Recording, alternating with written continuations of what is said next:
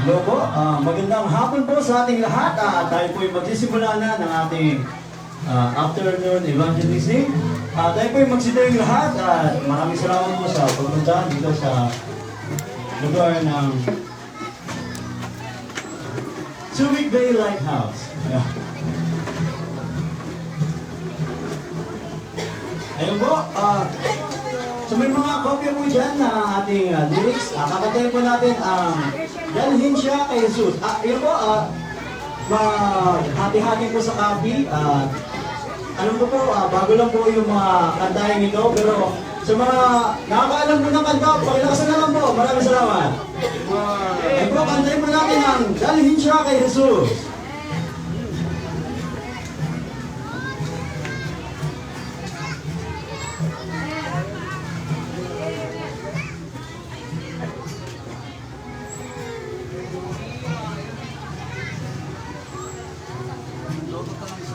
Tinig niya'y naririnig. On the first stanza, ready, sing! Tinig niya'y naririnig sa malayo't malamig. Lupa niya mawawagling, inatang lumapit. Upang mga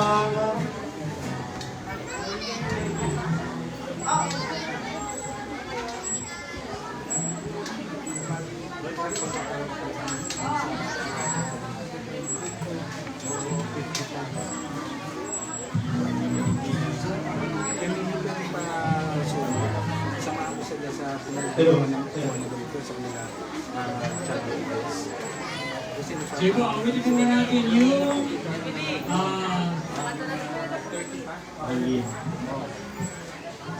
pagpunta tayo sa Are You Washing the Blood?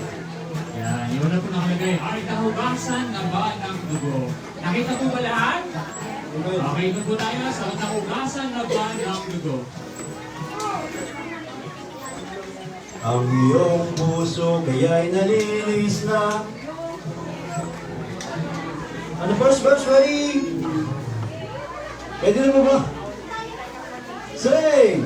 Ang iyong puso kaya'y nalinis na sa dugo ng merong banal. Ang iyong amoy ay nayagat na sa dugo ng bulerong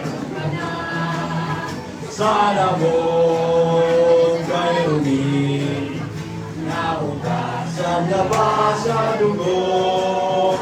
Ang iyong puso kaya'y nalinis na, nahugasan na ba sa dugo? Second verse po! Ang Jesus ng Kordero ng Diyos, bawat oras ba'y nagtitiwala ka kay Jesus na Kordero ng Diyos. Sana mo kay Rumi, nahugasan na ba sa dugo? Ang iyong puso kaya'y nalinis na, nahugasan na ba sa dugo? Third verse, maputi ba ang iyong kasuotan? Nahugasan na ba sa dugo? Pagdating niyan, mga kabang tunay, nahugasan na ba sa dugo? Oro! Sa lanon kay Rumi, nahugasan na ba sa dugo? Ang iyong puso kaya'y nalinis na, nahugasan na ba sa dugo? Last verse! Ang lubusan, magpalinis ka na sa dugo. May bukal na lunas sa kasalanan, pagpalinis ka na sa dugo. Sala mo kay Rumi, nahugasan na ba sa dugo? Ang iyong puso kaya'y nalinis na, nahugasan na ba sa mundo? Maraming salamat po. Kayo po yung makakaupo na.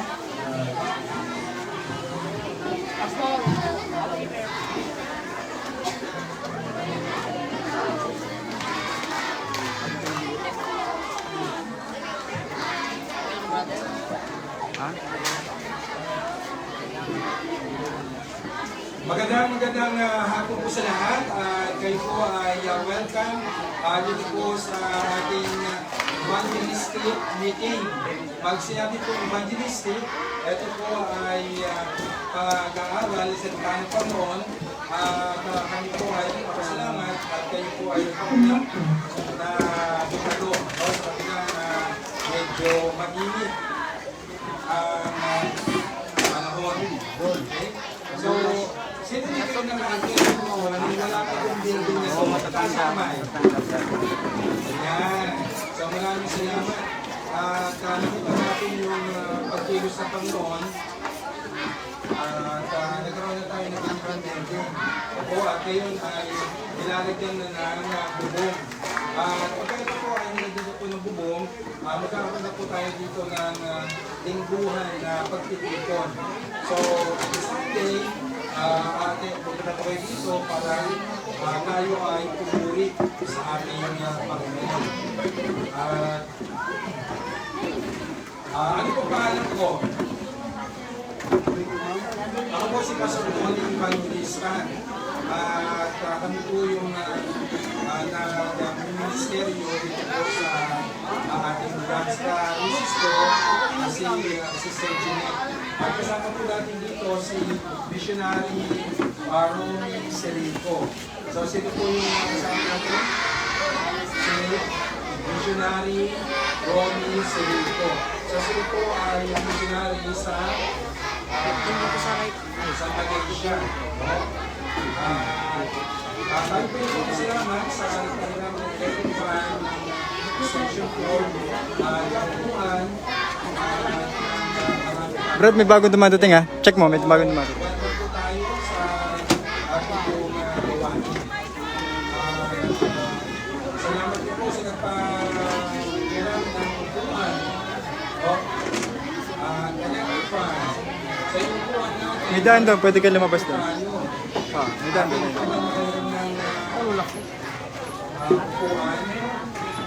Ang gamitan natin ay 50, tapos nagpakuha ulit tayo ng 30, so check that, plus na lang namin nakuha na 20.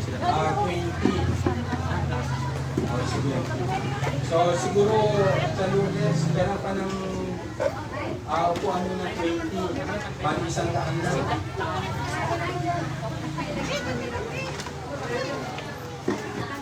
Okay?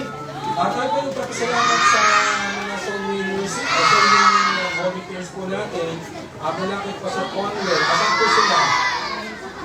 Yan, nagagyan po sila, no? Ang Christ Baptist Church of Muntinlupa, the Gospel Baptist Church of Antipolo, Rizal, kay Pastor Aramburo. Asan po sila? Independent Baptist Mission of Inipang, Santa Cruz, Zambales. Yan. Okay. So, kayo po ay welcome. At Brother Joe, susunod na. Magpapaalam na tayo ulit. See?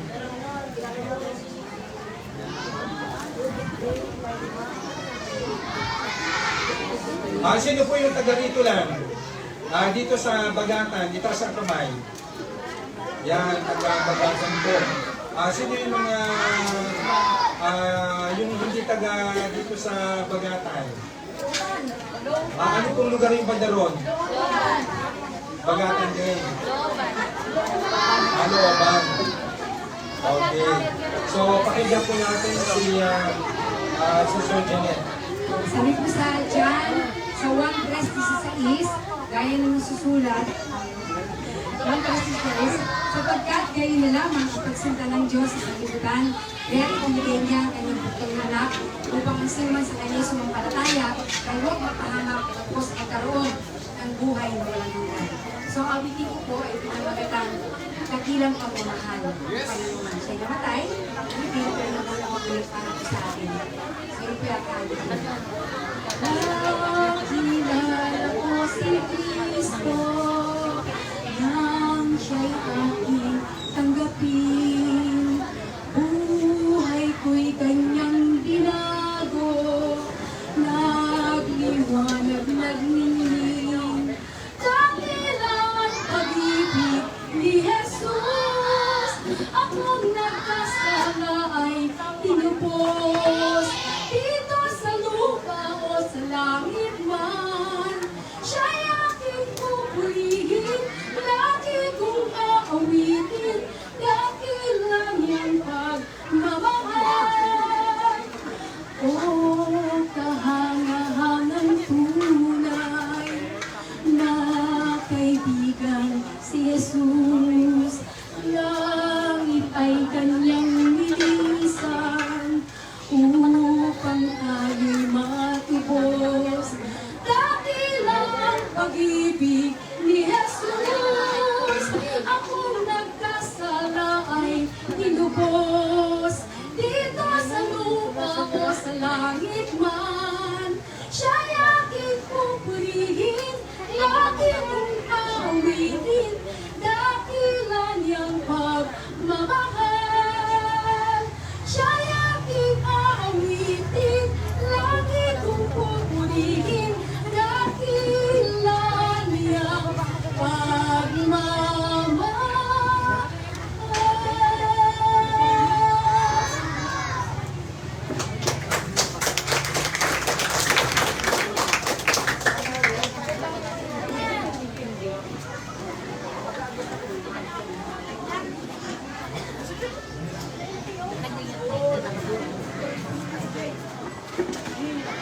Nag-acquire ako sa simbahan. Tapos week night naman sa boarding week ko.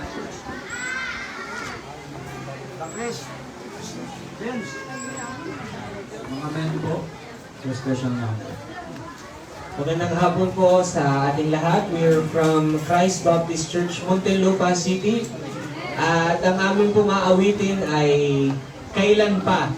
Dahil po ang ating buhay, sabi ng Biblia, ay isang parang singaw na nandyan at pagkatapos ay nawawala. Ang awitin po namin ay kailan pa.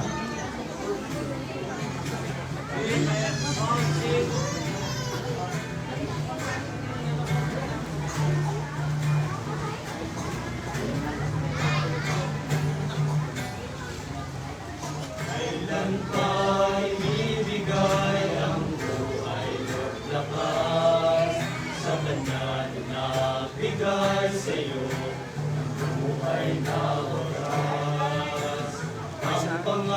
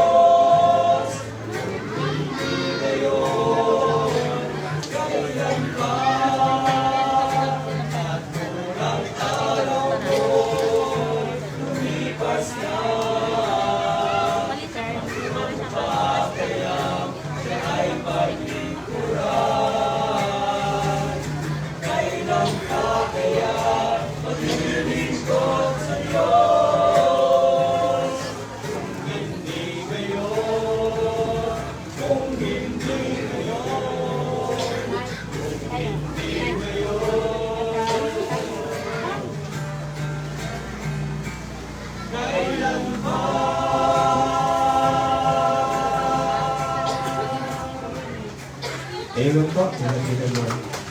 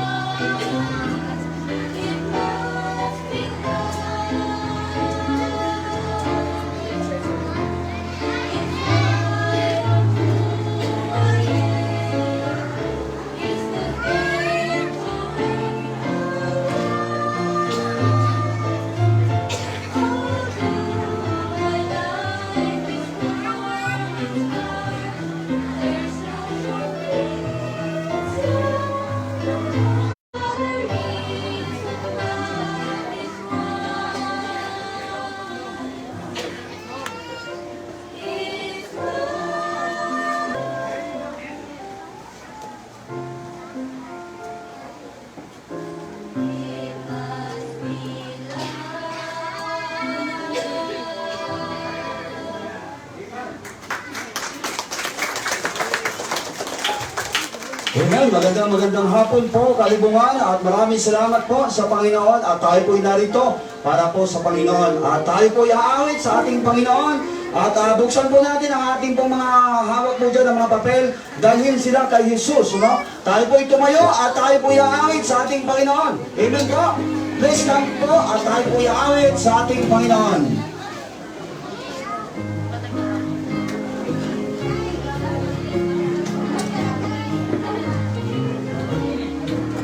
Verses now. Dinig ay naririnig sa malayo maligali. Tupaniyak nawawaglit, tinatawag na lumapit. Diyos, dalhin mo na sila upang mangaligtas sa salap. Dalhin mo na sila kay Jesus ang ligaw na tupa. So it says now, sinong tutulong? Jesus ang buting pastor. Sinong kukuha ng sahod upang hindi maligat ang Diyos? Dalhin mo na sila upang mangaligtas sa salap. Dalhin mo na sila kay Jesus ang ligaw na tupa. Let's listen now. Daing nila ay pakinggan mula sa labong mapanglulaw. Tayo ay inutusang hanapin ang aking kawan. Cross, dalhin mo na sila upang mangaligtas sa salap. Dalhin mo na sila o Isos ang ligaw na tupa. Amen po.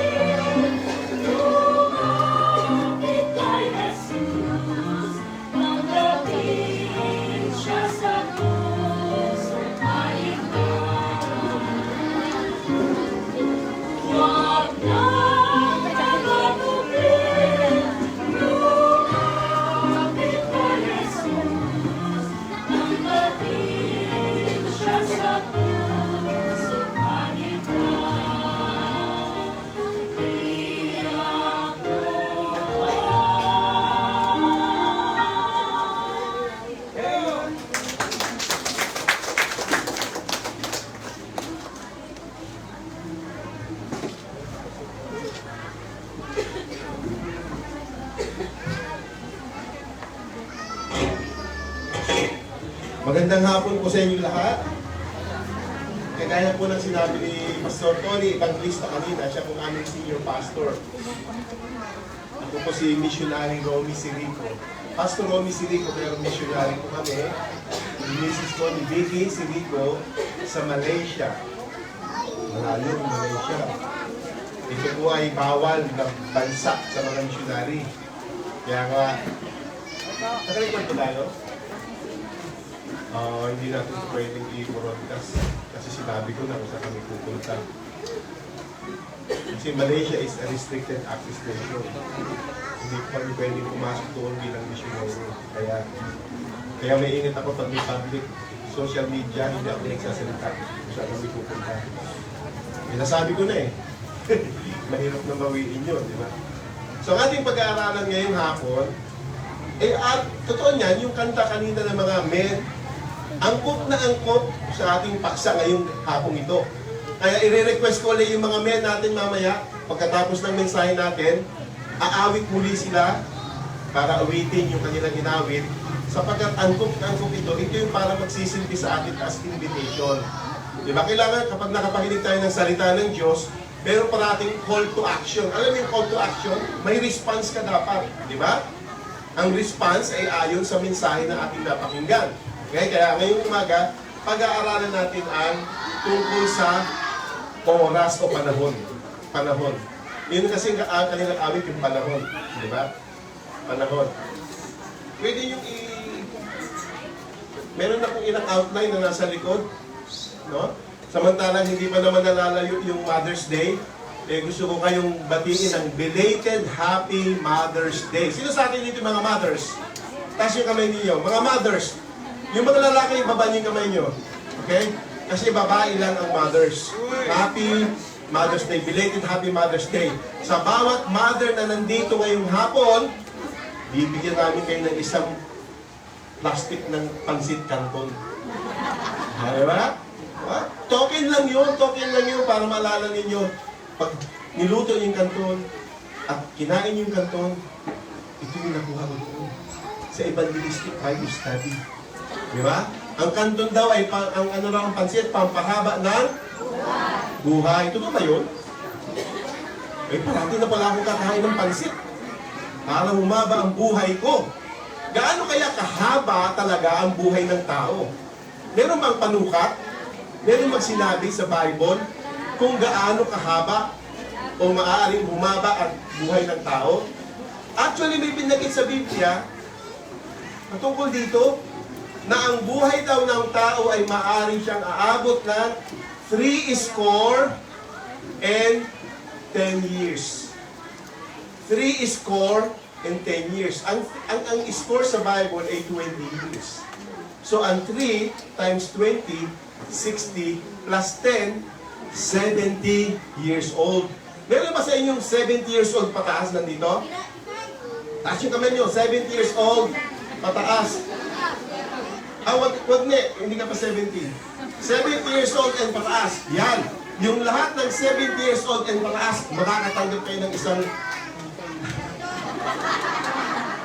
makakatanggap kayo ng pansit canton. Okay. 70 years pataas. Ibig sabihin pala mga kapatid, ang mga kaibigan, kapag na-reach mo na ang 70 years old at pumatong ka na ng 71, 72, 73, ano na yun? Blessing yun. Kumbaga, meron kang extra years. Bonus na yun. Amen? Sino sa inyo rito 80 na? 80? 80. Lahat ng 80. Yan. Dami na natin bibigyan ng pansit canton. Yung mga mothers, yung mga lagpas na ng 70 years old, saka ngayon meron ng 80 plus. 80 plus years old. Kapag umabot na kayo ng 70 years old, pumatak na kayo ng 71, 72, yung iba nga 80 na rito, baka iba higit pa 80. Bonus years na yan. Amen? Bonus na. Magpasalamat tayo sa Panginoon. At binigyan tayo ng napakahabang buhay. Okay? So ngayon, pag-aaral natin tungkol sa panahon, oras. Kasi yun ang ating paksa. Ngayong hapon. Sabi sa Ecclesiastes chapter 3, verse 1. Hindi kasi nakikita masyado ito.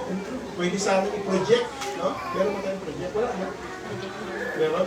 Pero maliwanag, hindi natin na masyado makita. Anyways, ito sinasabi sa Ecclesiastes chapter 3 verse 1. Sa English, babasahin ko. To everything, there is a season and a time for every purpose under the heaven. Yan yung nakatanggap ng bulletin. Alam niyo yung bulletin namin na yan? Bulletin pa namin yan doon sa aming church na sinimulan sa Canada. Sa Regina, Saskatchewan, Canada. Nag-serve po kami doon ng more than 2 years. Pero ngayon, rinidirect kami ng Panginoon pabalik sa 1040 window. Dito kami nakabase sa Philippines, pero ang target namin ay 1040 window, yung mga restricted and hostile nations. Okay? So, tignan natin yung Tagalog naman ng Ecclesiastes 3:1. Sa bawat bagay ay may kapanahunan. Di ba? Kaya narinig natin expression, anong panahon lang yan. Di ba? Anong panahon lang yan. Sa bawat bagay ay may kapanahunan at panahon sa bawat layunin sa silong ng langit. Sa silong ng langit. So, tingnan natin mga kapatid, itong ating pag-aaralan, isa lang ito sa mga babasahin kong mga talata sa Biblia. Meron pa akong babasahin, okay? Pero pilingin muna natin ang pagpupuspos ng banal na Espiritu sa ating pagtitipon. Nanalangin tayo, iupo natin ang ating mga ulo, pipikit natin ang ating mga mata. Ito ang sabi sa salita ng Diyos. At ang salita ng Diyos ay mangungusap sa bawat isa sa atin. Ihiling natin ang pagpapalang ng Diyos. Panginoon Diyos na banal, nawa Panginoon, hayaan niyo po ang banal na Espiritu ay malayang kumilos sa bawat puso at isipan ng bawat isa na narito po sa lugar na ito. Mangusap po kayo sa pamamagitan po ng inyong salita. Gamitin niyo po ako bilang instrumento, bilang tagapagsalita, upang maipahayag ang iyong banal na salita ng walang takot, Panginoon. At ng may buong kapangyarihan, hinihiling po namin ang pagbabasbas ninyo sa bawat isa, bawat pamilya, bawat individual na nandito po sa aming kalagitnaan. Pagpalain niyo po ang aming pagtitipon, nawa magligtas po kayo ng kaluluwa. At mangusap din po kayo sa mga bagong mananampalataya, sa kanila na mga tumanggap sa Panginoon sa araw na ito, sa aming pong pagbisita, kaninang umaga sa kanilang mga tahanan. Pagpalain po ang bawat isa. Ito po ang aking samot, dalangin sa pangalan po ng Panginoon Hesus. Amen and amen. Okay? Tayo po ay apat lang naman ang nais kong banggitin, pero parang hybrid yung message ko eh. Hybrid, so parang pinagsama. Okay? Hahabulin natin yung pagbagsak ng buwan, ay ng araw, pagbaba ng araw. Okay? Kaya pag bumaba na yung araw, at hindi nyo na ako nakikita sa harapan, madilim na. Diba? Diba? Sabi nga, at the end of the day, is evening. Is night, diba? At the end of the day is night. Kaya hahabulin natin bago bumagsak o bumaba ang araw, tatapusin natin ang ating pagtitipon ngayong hapon ito. Okay? Meron yata kayong paminindal sa inyo. Sana lahat kayo makatikim ng aming inihanda. Pagpalain naman ang Panginoon ang kanyang salita. Okay? Time. Sabi rito, sa bawat panahon. Time. To everything there is a season at time. For every purpose under the heaven. Okay? Under the heaven. May apat lamang po ako gustong ibahagi sa inyo ngayong umaga. Unang-una, life is short. Okay? Life is short. Maiksi ang buhay. Gaano kaiksi? Alam niyo, iba't ibang bansa, iba't ibang lugar dito po sa buong mundo. Kagaya sa United States, sa United Kingdom, dito po maaari sa Pilipinas. Sa United Kingdom, sinasabi po na ang buhay lamang ay aabot ng 79 years old. Yun po yung average lifespan sa United Kingdom. Medyo mataas po yun, 79. Sapagkat sa United States, ganyan din pag-aaral, aabot lamang daw po ang lifespan ng tao, yung kanyang buhay, sa mundong ito, ng 75. 79, 75.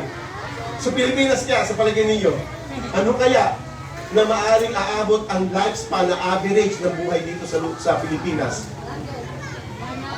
May 100. Alam mo, meron na nga pong magwa 100. Okay? Yung nanay ni Mrs. Corpus, asawa ni Pastor Ray Corpus, magwa 100 na sa August yata. Yung August 15, amen, makakatanggap na siya sa gobyerno ng 100,000 pesos bonus. So sana humabot kayo lahat sa 100 para makatanggap kayo ng bonus mula sa gobyerno. Okay? Siguro sa Pilipinas, average, aabot siguro tayo ng mga 70 plus. No, 70 plus. I cannot exactly say 71 ba, 72, basta 70 plus. No? Sa United States, sa United Kingdom, sapagkat napakaganda ng kanilang medical technology, yung mga buhay ng tao doon, yung mga, alam niyo ba, yung, lalo na yung na-expose sila sa urban life, urban city. Kasi sa probinsya, mas magandang buhay eh. Malayo tayo masyado sa pollution, di ba? Wala masyadong mga usok na nalalanghap natin. Hindi ka kahit pumunta kayo ngayon sa Olongapo City. Mga taga-Olongapo City po karamihan sa amin dito. O kaya naman sa Manila, yung mga nagaling po ng Muntinlupa. Kada labas ninyo sa tahanan nyo sa bahay, makalalanghap ka agad kayo ng carbon monoxide nang gagaling po sa mga usok, tambutsyon ng mga sasakyan. Kaya ang buhay natin dito mas maiksi kaysa sa United States o kaya sa United Kingdom. So life is short. Mami sabihin nyo, Pastor, meron ba kayong pruweba na ang buhay ay maiksi? Life is short. At ang buhay ay, ang kamatayan ay walang ginagalang. Diba? Pumunta po kayo sa sementeryo. Ito po ang pinaka-exhibit A. Makikita niyo po sa sementeryo, iba-iba ang sizes ng nitso. May mahaba, may maiiksi, may napakaiksi, yung iba naman wala nang nakalagay na lang sa base, sa earth, nakalagay na lang sapagkat sila ay sinunog. No? Anong tawag doon? Cremate. No? Sa Olongapo City Memorial Park, nag-advertise sila, nakalagay doon. Ha?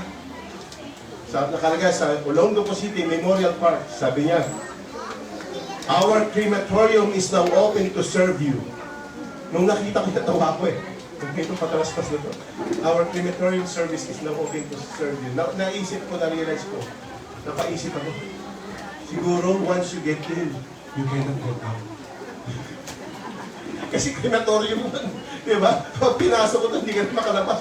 No? Upok ka na, abo ka na lamang. Ganyan po kaiksi ang buhay ng tao. Kaya life is short. Ano ibig sabihin ba ng time? Kung titignan natin ng time, para ma-realize ninyo kung gaano kaiksi, bibigyan ko kayo ng perspective. Okay? Ng perspektibo. Gaano kaiksi ang time? I-compare natin ang time sa eternity. Alam niyo eternity? Eternidad. Eternal. Magpakawalang hanggang forever and forever and forever, everlasting and eternity. Okay? Bigyan natin ng perspective. Ito ang time. Ito ang eternity. Okay? Ang eternity ay kagaya ng Pacific Ocean. Diba? Yan ang pinakamalaking ocean sa buong mundo. The largest ocean in the world is the Pacific Ocean. Yun ang eternity. Eh ano yung time? Ang time, isang patak ng tubig sa Pacific Ocean. Oh, nagkakaroon na kayo ng ideya kung ano ang time compared to eternity? Ang time pala, kapatak lang ng tubig sa buong Pacific Ocean. Di ang iksi-iksi pa lang ng time. Di ba? Ayon nga sa mga pag-aaral, sa United Kingdom, umaabot lamang ng 79 years. Imagine niyo, meron ako rito, tape measuring notes. Kung totoo, ang pag-aaral sa United Kingdom, bigyan mo nga ako ng assistance.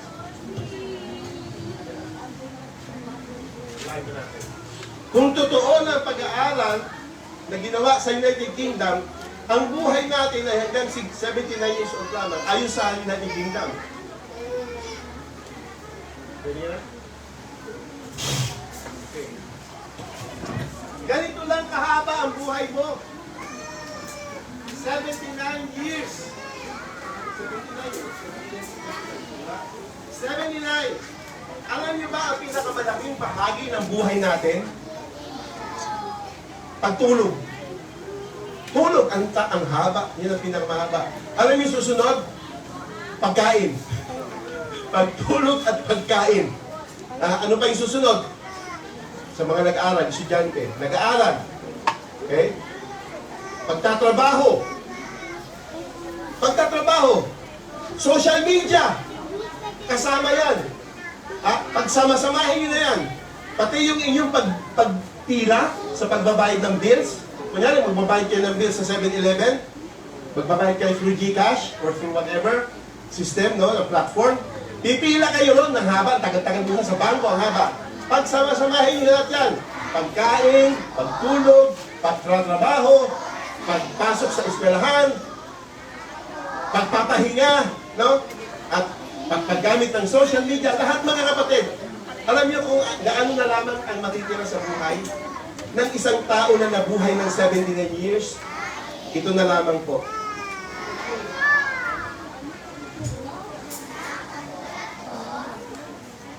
Ito na lang ang matitira. Alam niyo po kung ilang taon to? 8 years. 8 years. Lahat na yun, yung pagtulog, pagkain, pagtatrabaho, pag-exercise, pagpila, lahat. After 79 years, na ginugol mo, meron ka na lang daw 8 taon. Anong gagawin mo kung alam mo na ang buhay mo ay 8 taon na lamang? Magsa-social media lang ako. Pati, 8 years naman parang buhay mo yun. No? Ganun magagawin mo? Magsa-social media ka na lang parati? Nagulat ako kanina sa mga kabataan eh. Meron silang nakalagay dito. Tinanong ko, bakit may mga nakalagay kayo dito? Ano ba? Sa non-pass ba yan? Ano ba yan? Sa non-pass? Ay sabi ko kasi, para po hindi kami sumakit ang ulo. Kasi nasosobrahan na po kami naka-social media. Kaya nilagyan ng mga sa non-pass. Ganun ba yun? Maski ano pang lagay nyo ng sa non-pass dyan, pag sobra kayong social media, sasakit pa yung ulo nyo. Bakit? Kasi nag-i-emit po yan ng radiation. At yung mata ninyo ang pinaka na-aapektuhan. Kaya napansin yung bata na maaga pa lamang sa buhay, puro social media na, ang salamin nila ang kapal-kapal. Nakapag-siot nila ganun, sobrang kapal. Kapag nasira ng radiation. Okay? At marami nga po mga findings ngayon na mga talagang madalas na kagaya ng cellphone nila sa kanilang mga ulo, sa mga tinga nila. Pati ang kanilang brain ay naapektuhan na. Naapektuhan. So napakarami palang mga negative benefits, positive at negative din naman na impact yung mga pag-social media. Kaya kung ako lamang ay nasa Kongreso, o kaya nasa Senado, isusulong ko ang isang bill na ipagbawal ang social media sa lahat ng minor de edad. Bakit magandang napatulog na yan? Meron na ba kayong kandidatong narinig na ganyan? Wala pa, ako pa lang, di ba? Hindi naman ako tumatakbo. Tapos na election eh. Di ba? Bakit? Alam niyo sa United States, sinusulong na ngayon. Sa Florida, nagsimula na yan. Sa Florida, sa iba't ibang mga states. Sana buong United States na, 50 states of the United States, ipagbawal na ang social media sa mga minor de edad. Ano ibig sabihin nun? Wala nang social media kapag below 18 years old. Agree ba kayo doon mga magulang? Amen? O, ito yung mga panahon na sabihan nyo, laksan yung amen nyo. Amen! Ayan! O, mga kabataan, nag-a-agree ang mga parents. Ha? Yung mga kabataan, yung mga bata pa lang. Minsan, ang liit-liit pa lang. Ang liit-liit pa lang, mga kapatid. Ha? Hawak-hawak nila, nagso-social media. TikTok. TikTok sila, no? Ha? Eh, ang tindi pa naman ang addiction ngayon ng social media. Alam niyo ba, pag kinuha niyo yung cellphone na nag-social media, ay, makikipag-away sa inyo yan. Ha? Hindi, magtatantrum yan. Di ba? Alam mo, pinapatay, di ba? Parang hindi na sila mabubuhay ng isang oras, di ba? Pag walang social media. Ganun ang addiction na dinudulot. Life is short. Maiksi ang buhay, mga kaibigan. Sapagkat ang time compared to eternity Isang patak lamang ng tubig sa Pacific Ocean. Okay, pupunta tayo sa pangalawa. Ano yung pangalawa? Death is sure. Death is sure. Una, life is short. Pangalawa, death is sure. Sino na yung nakatanggap ng calendar card na mga pinamigay namin na nakaipit sa gospel tract? Ito siya. Ito. Wala, mabibigyan namin kayo pagkatapos nakaipit sa gospel tract. So mag-ready kayo ng gospel tract, bibigyan natin ang bawat isa. Bakit? Bakit ko pinapakita sa inyo to? Sapagkat dito ninyo makikita, no, na ang pangalawang puntos ko ay tama. Death is sure. Life is sure, death is sure. Ano sabi dito sa Romans 6:23? For the wages of sin is death. Kamatayan. For the wages of sin is death. Sino sa inyo hindi nagkakasala? Taas ang kamay, hindi nagkakasala. Lahat po tayo nagkakasala. Amen? Maski si Mr. Perfecto, hindi perfect. Nagkakasala pa rin siya. Ibig sabihin lamang, kung lahat tayo nagkakasala, lahat tayo mamamatay. Sabi kasi sa Biblia, for the wages of sin is death. Ang kabayaran daw ng kasalanan ay kamatayan. Nakakatakot naman yan. Bad news. Totoo yun, bad news yun. That's reality, di ba? Reality yun. Kaya pumunta ka sa cemetery, iba-ibang sizes, walang ginagalang si kamatayan. Kapag dumating na ang panahon mo, pag tumatok na yan sa buhay mo, knock, andito na ako, susunduin na kita. Di ba? Hindi ka makahihindi. Pero mga kapatid, merong pangalawang uri ng kamatayan kasi alam lang natin kamatayan yung physical na ang kaluluwa ay nihiwalay sa kanyang katawan. Ang tawag doon, physical death. Physical death. Okay? Sino sa inyo nakapanood ng mga near-death experiences? Ano yung mga near-death experiences? Yun yung ayon sa kanilang mga patotoo, sila raw ay bumangon sa kanilang katawan, sila ay nag-wander sa intensive care unit at nakita nila yung katawan nila, uy, nakahiga ako. Sino yun? Sino yung nakakita sa kanyang katawan? Sino yun? Kaluluwa, yun yung tunay na ikaw. Itong katawan, babagsak to kapag ang kaluluwa ay umalis sa katawan. Ang katawan ay babalik sa alabok kung saan tayo galing. Diba? Ang espiritu na ang buhay mo ay babalik sa Diyos na nagkaloob sa iyo. Ang tanong, saan pupunta ang kaluluwa mo? Dalawang uri ng pupuntahan ng kaluluwa. Langit at impyerno. Yun yung pangalawang uri ng kamatayan. Ang unang kamatayan ay physical. Ang pangalawang kamatayan ay second death. Ang tawag doon, eternal death. Ano yung eternal death? Ito yung magpakawalang hanggan na mahihiwalay ang tao na mabubulit sa dagat-dagatang apoy at sa impyerno ng magpakawalang hanggan for all eternity. Bad news, di ba? Bad news. Pero alam niyo, sa kabilang ng track na yan, sa kabilang side, merong good news. Ito yung bad news. For the wages of sin is death. Ang good news, may nakita kayong word na but? Conjunction yan. Kapag may word na but, ibig sabihin may twist. May twist yung story. Bad news, but there is a good news. Ano yung good news? But the gift of God is eternal life through Jesus Christ our Lord. Ang libreng handog na biyaya daw ng Diyos ay buhay na walang hanggan. Paano natin makakanta yun? Through the Lord Jesus Christ. Kaya yung kanyang kamatayan sa krus ng Kalbaryo, nabuhos ang kanyang dugo para sa ikalilinis ng ating mga kasalanan. Okay? At magkakaroon ka ng buhay na walang hanggan. Pupunta tayo ngayon sa pangatlong puntos ko. Life is short, death is sure. Bakit pa may death? Sinabi yan eh, for the wages of sin is death. So ano yung cause? Third point, sin is the cause. Ang kasalanan ang dahilan. Kaya ang tao ay namamatay dahil sa kasalanan. Kung lahat tayo nagkakasala, ibig sabihin makararanas tayo ng kamatayan. Sabi nga kanina sa binasa natin, panapanahon lang. Ha? Sa bawat bagay ay may kapanahunan at panahon sa bawat layunin sa silong ng langit. Okay? Ang tatay ko namatay ng 61 years old. Napakabata pa. Napakabata ng dad ko. Kasi nagkaroon siya ng aneurysm dito sa brain. Dito. Yung kanyang ugat dito sa brain. Nagbara, nag-crack. Nagbara dito. So hindi na dumadalo yung brain. Yung dugo sa papunta sa ulo, sa brain. Nag-crack. Akala nung mga kasama niya sa flat o sa dormitory, nagtatrabaho siya sa ibang bansa, sa United Arab Emirates, sa Abu Dhabi. Akala nila binabangungot lang. So ang ginawa, tinakbo pa yung tatay ko sa ospital. Pero pagdating sa ospital, dead on arrival na siya, DOA. Bakit? Yung pala nangyari, nag-clot yung dugo niya, yung ugat niya rito, at hindi na nalagyan ng dugong utak.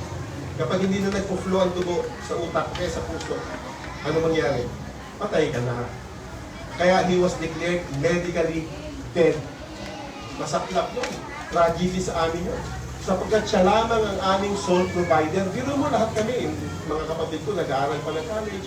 Ako nagpapasimula ako ng gawain sa Hermosa Bataan. Bagong mission, parang gagaya ng ganito. Hindi naman ako pinapasahuran ng church. So, halos ang aming paglilingkod ay puro volunteer. Volunteer lang, no? Umaasa lang kami sa biyaya ng Panginoon na masuplayan ang aming mga pangangailangan. Namatay ang dad ko. Naku, wala na yung aking number 1 supporter. Hindi ba madalas ang mga magulang, sila yung mga number 1 supporter ninyo? Sa inyong mga pangarap, sa inyong mga dreams, no, nais mong maging teacher, nais mong maging guro, nais mong maging pulis, nais mong maging kahit ano. Ang mga magulang ay nandiyan yan upang umagapay sa iyo, upang matupad mo ang iyong pangarap. Ganon din ang tatay ko. Very supportive siya. Sabi niya, Romy, magsisimula ka ng gawain sa Hermosa. Gusto kong bisitahin ang gawain mo. So, bago siya umalis, last time, for one last time, 1994, nakadalo siya ng gawain namin sa Hermosa Bataan. Doon sa Palihan, Hermosa Bataan, doon kami nagtitipon noon. Sabi niya, Romy, halis ako. Sabi niya, babalik na ako sa abroad, magkatrabaho na ako. Pero nangako siya, patuloy kitang tutulungan at susuportahan. Sabi niya. Sabi ko, Dad, nakita ko yung dad ko parang pagod na. Hindi mo at 61 years old. Kitang-kita mo, bakas na bakas mo sa kanya katawan yung kapaguran. Kaya mga bata, mga anak, i-appreciate yung mga magulang ninyo sa pagpapagal sa inyo para matustusan ang inyong mga pangangailangan at ang inyong mga pag-aaral. Amen? Madalang na lang tayo makakita ng mga kabataan ngayon na very grateful. Yung very thankful sa kanilang parents. Para bang meron silang tinatawag na ano, yung parang meron kay obligasyon, parang they are entitled. Alam niyo, entitled, feeling ng entitled. Ma, dapat supportan mo ako sa aking pag-aaral. Parang entitled, meron silang feeling ng entitlement. Hindi dapat gano'n ang espiritu at ang attitude. Dapat ang attitude na Ma, Dad, nagpapasalamat ko ako sa inyo. Sapagkat talagang pinagpapagana ninyo na ako'y makatapos sa aking pag-aaral. Hindi ba? Naku, nakakataba ng puso yan. Marinig ng mga magulang na nagtatrabaho talaga. Alam niyo yung sa kanto namin sa Olongapo City, sa Santa Rita Road, kanto yun ng balik-balik at saka ng Santa Rita Road. Tapos pakanan naman papuntang Tabaguhan. May nagtitinda roon ng mga pansit tuwing hapon. Pansit, palabok, lahat, spaghetti. Matagal ko nang nakita silang nagtitinda dyan. Ngayon may 7-Eleven na rin doon. Nagtitinda sila hindi na araw-araw. Every other day na lang yata. Alam niyo yung mga magulang na yun na patuloy na nagtitinda ng mga palabok, yung pamiryanda. Baon kaya papunta ng school. Napatapos na nila ang kanilang lahat na anak sa kolehiyo. Ngayon, pa-easy-easy na lang sila. Parang yung pagtitinda sa kanila, para na lamang libangan. Libangan na lang. Bakit? Sapagkat napatapos na nila lahat ng anak nila sa kolehiyo at kaya-kaya na nilang suportahan ng mga sarili nila. At minsan nakakatanggap din ng, di ba? Mabigyan man lang maabutan ang mga magulang. Dapat ang unang sweldo ninyo, ibigay nyo sa mga magulang nyo. Amen? Pasalamat man lang, Nay, Tay, sumahod na ako. This is my first salary. Ibibigay ko po ito sa inyo. Amen? Mga kabataan. Matuto tayo maging mapagpasalamat. Ha? Pag hindi tayo mapagpasalamat, hindi rin tayo pagpapalain ng Panginoon. Pag nagiging mapag-imbut tayo, mapagmayabang tayo, kasi minsan may mga smart aleck ng mga bata. Alam mo yung smart aleck?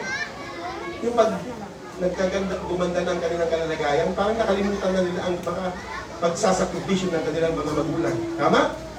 Huwag tayo gano'n. Magkaroon tayo ng attitude ng mapagpasalamat. Ha? At tumatanaw tayo sa kanilang pagpapagal sa atin. Okay? Kagaya nung mga nagtatrabaho dito, di ba? Malapit na matapos. Talaga sinikap nila magkaroon ng flooring. Hindi man lang natapos yung roofing, at least may flooring na. So, dati walang flooring to. Okay? A week ago, natapos nila yung flooring. Sapagkat tayo ngayon magtitipon dito. Amen?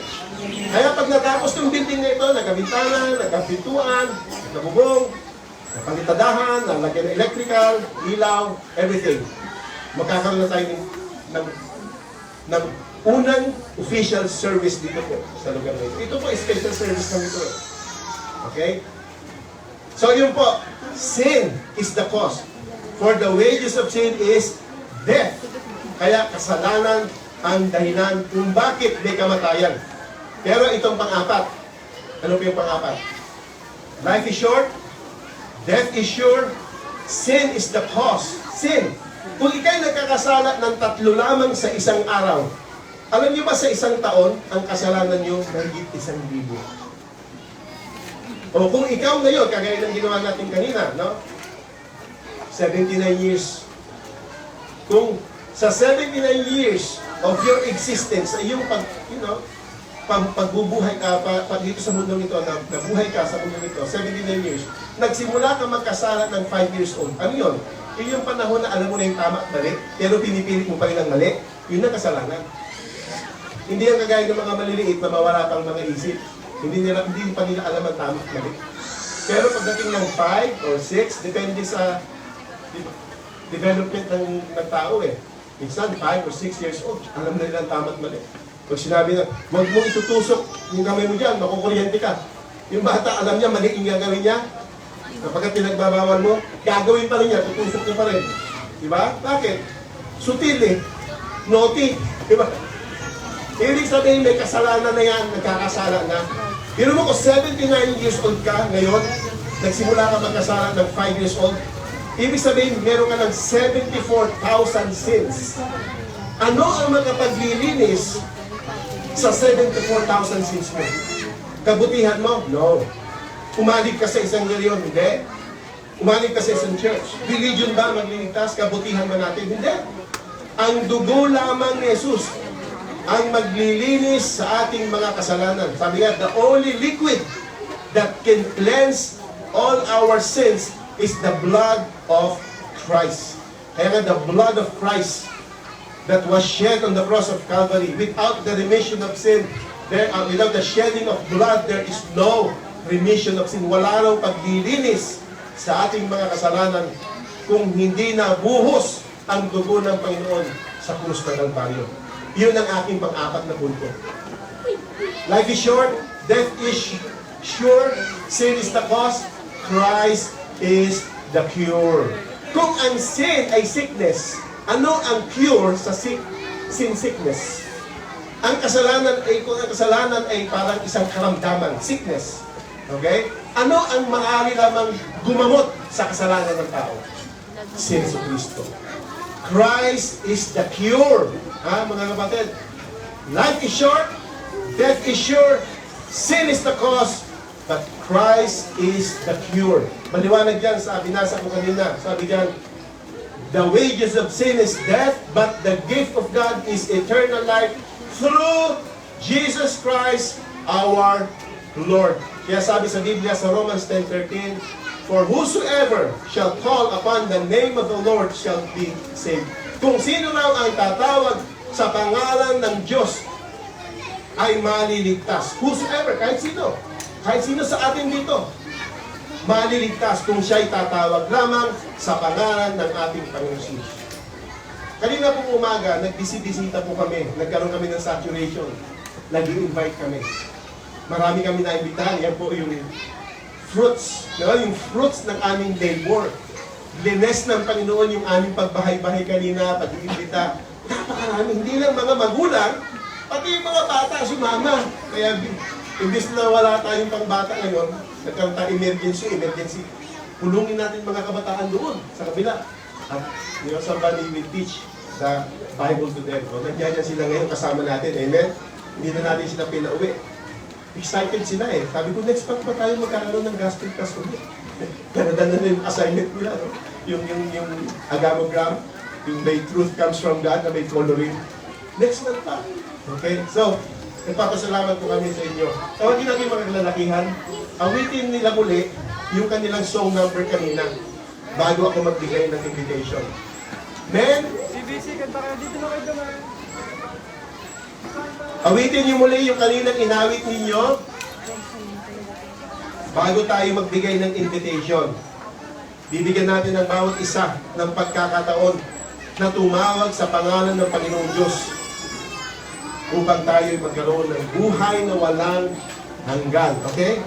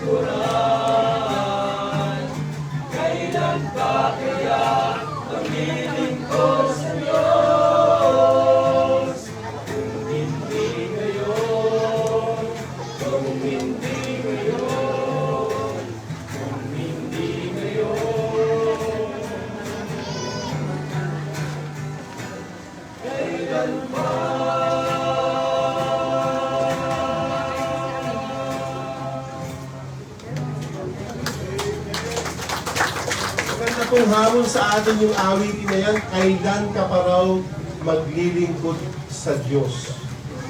Hihintayin mo pa ba yung panahon ng huling hininga ng buhay mo ay yung ibigay? Binigay ko kanina yung illustration, 8 years. Pastor, 8 years na lang. Ibig sabihin, kung sa standard ng United Kingdom, aabot ka ng 79 years, at 71 years old ka na ngayon, ibig sabihin, may 8 taon ka na lang. Alam niyo, meron ako dito mga suggestion. Anong gagawin ko sa 8 years? Ha?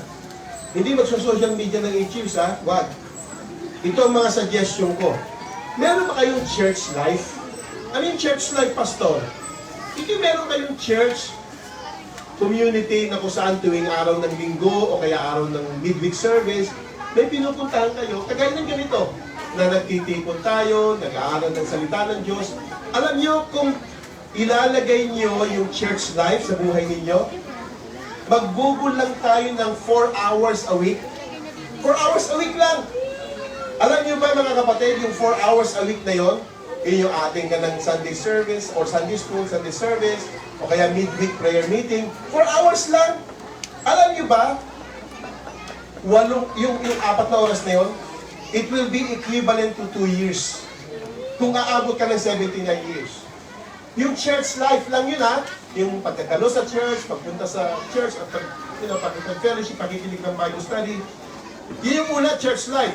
Pangalawa, meron ba kayong time sa umaga na kayo'y nagbabasa ng Biblia, nananalangin, yung total na personal devotion?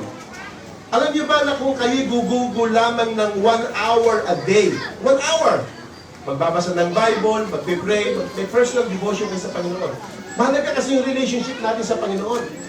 Una natin po, protektahan yung ating vertical relationship sa Diyos. Vertical yan eh. Diyos. Yun ang unang ating relasyon na dapat nating pangalagaan, yung personal relationship with God. Pangalawa, horizontal relationship with people, with men, di ba?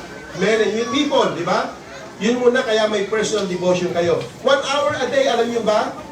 Kung kayo aabot ng 79 years old, 3 taon ang gugugulin ninyo sa pananalangin at pagbabasa lang ng Biblia sa umaga. Pangatlo, how about community service?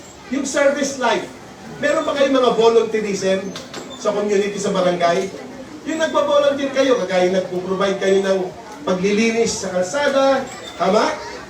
O kaya naman ay pagtulong kapag mayroong medical and dental mission, pagtulong, kung mayroong kayong professional nurse, dentist, o kaya naman doctor.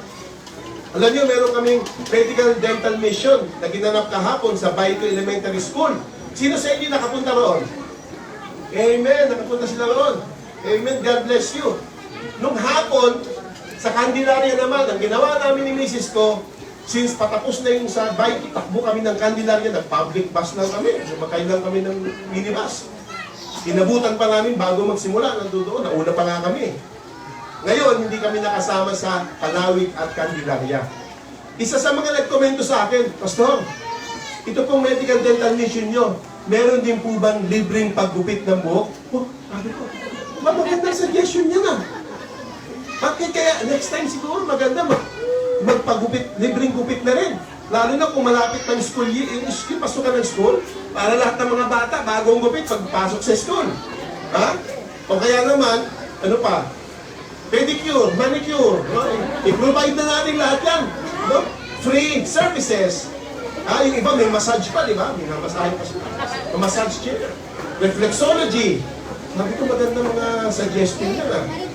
Pero mo kung meron ka palang ganyang talento, pwede mong gamitin yan sa community service. Alam nyo, ang ibibigay nyo lamang 4 hours a week. Ibig sabihin, 1.5 years ang gugugulin nyo para lang mag-serve sa community. Panghuli, ito yung pag-aakay ng kaluluwa. Ito yung mga ginawa ng mga volunteer soul winners natin, nang galing pa ng Muntinlupa, nang galing pang Pangasinan, nang galing pa ng Antipolo, sa Rizal, at sa iba't ibang dako ng lugar dito sa Pilipinas. Kanina ay nagbahagi sila ng salita ng Diyos at marami raw po sa inyo ang tumanggap sa Panginoon bilang tagapagligtas. Sino po sa inyo yung tumanggap sa Panginoon kanina na nabisita ng mga volunteer soul winners natin? Taas yung kamay nyo. Pwede po ba kayong tumayo? Tayo lang po kayo para ma-recognize lang po kayo. Amen. Lahat ng mga tumanggap sa Panginoon. Amen? Amen, amen. Salamat po. Maaari na po kayo maupo. Kapag kayo magpo-volunteer, mga kapatid, ng same rin, no? Ilang oras? 4 hours a week. 1.5 years ang gugugulin. Pag samasamahin ninyo, 2 years plus 3 years plus 1.5 plus 1.5, 8 years. 8 years. Meron pala akong maaaring gawin na mas maganda at mas mainam kaysa yung gumamit ng social media araw-araw. Ha? Ito yung i-elevate ninyo yung church life ninyo, mas maging aktibo pa kayo sa church. No? Lalo na pag nagsimula na tayo ng gawain dito, no? Matutuwa ang bawat isa na makikita-kita tayo dito sa pagkakataon. Siguro tapos na yung building na ito, magkaroon tayo ng first opening service sa lugar na ito. Samahan nyo ng church life, prayer life, Bible reading, community service, soul winning and visitation, or leading a Bible study, o yung pag-akay ng kaluluwa sa Panginoon. Mga kapatid, 8 taon yon. Kung ako pala, gusto kong gamitin ang huling 8 taon sa buhay ko, mag-focus lang ako sa 4 na binanggit ko. At magagawa ko. Kaya yung awit kanina, kailan pa? Kailan pa kayo maglilingkod sa Panginoon? Maglilingkod ba kayo sa Panginoon kapag ang Panginoon ay dumating na? That will be too late. Hindi na yun. Bago dumating ang Panginoon, maglingkod na tayo ngayon. Maglilingkod ba kayo sa Panginoon kapag kayo ay 71 years old na? Parang the next 8 years na nalalabi sa buhay mo, eh gaganapin mo na ito? Hindi. Mga kapatid, ngayon pa man, bata pa man kayo, maglingkod na kayo sa Panginoon. Amen? Maglingkod tayo sa Panginoon. Tayo po lahat kayo tumayo at tayo mananalangin.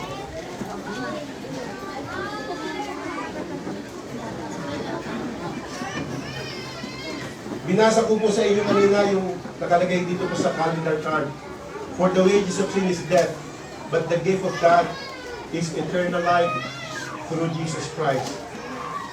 Yung 4 na puntos ko po kanina, life is short. Nag-agree po ba kayo na maiksi ang buhay?